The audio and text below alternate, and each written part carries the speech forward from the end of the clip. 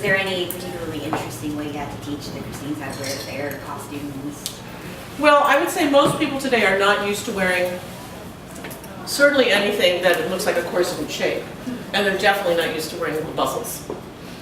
Usually, I would say it's few and far between that you get a lot of musical theater programs that teach them sort of how to wear a bustle, how to wear panniers, stuff like that. Muto, it's all panniers, baskets, and so that's a bit of a learning curve. And also trains, how to work in a train.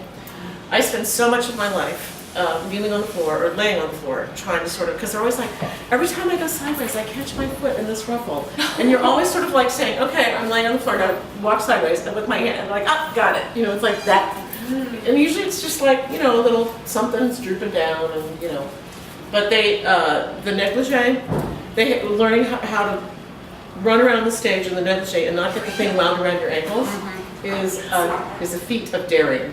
Because if you keep going the same way, without moving the train up from behind you, eventually the thing ends up wound around your ankles and down you go. So it's sort of like, and so they're new to that.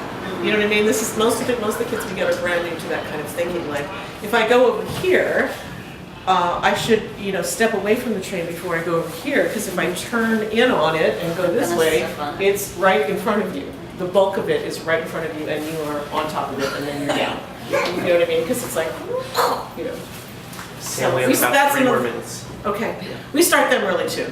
I give them the old negligees before they get shredded. Those go to rehearsal to be the ones that they learn to do their train stuff in. Because how else do you learn? You know what I mean? Yeah. So They all make it look so easy. that's part of the magic. Yeah. Right? Isn't that why people go to the theater? You don't want the work to show.